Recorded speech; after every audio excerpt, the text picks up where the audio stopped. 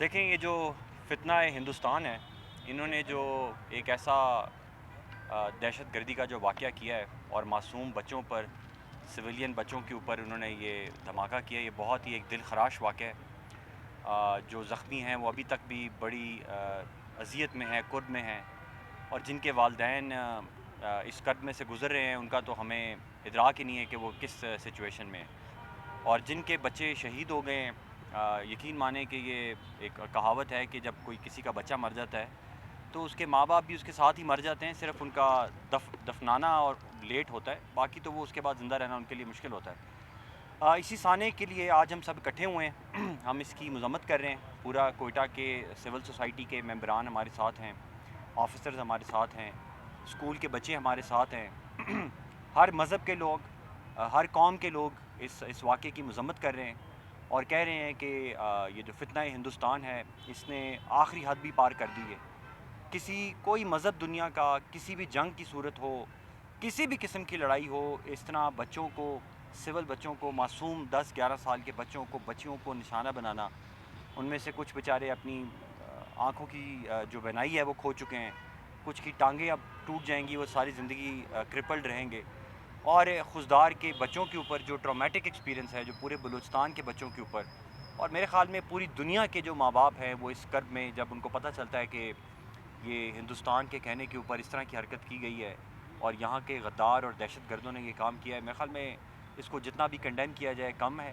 آج کا مقصد ہمارا کوئی صرف اس بات کا اعادہ کرنا ہے کہ ہم سب اس جنگ میں اکٹھے ہیں، ہم سب یہ جو کرب میں سے گزرے ہیں، جس اذیت میں سے ماں باپ گزرے ہیں، ہم ان کے لیے دعا گو ہیں، اور ہم ان کو یہ یقین دلاتے ہیں کہ پاکستان کی پوری قوم، پاکستان کی ریاست، پاکستان کے ادارے، اور پاکستان کے ہر قبائلی لوگ ہوں یا شہری لوگ ہوں، دیہی لوگ ہوں، وہ سب ان کے ساتھ اس غم میں ان کے ساتھ برابر کے شریک ہیں۔ آج ہم دیے جلانے کے ساتھ ساتھ دعا بھی کریں گے، اور یہ ایسا واقعہ ہے کہ یہ صرف آج کر کے ہم بھول نہیں جائیں گے، یہ واقعہ ہمارے ذہنوں پر ہمیشہ کے لیے نقش رہے گا۔ ایک وہ واقعہ تھا جو KPK میں ہوا، APS کے بچوں کو شہید کیا گیا، اور اس کے بعد آپریشن ضرب عضب سٹارٹ ہوا،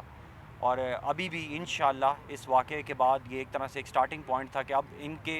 ان دہشت گردوں کے کسی قسم کے فیسیلیٹیٹرز ہوں،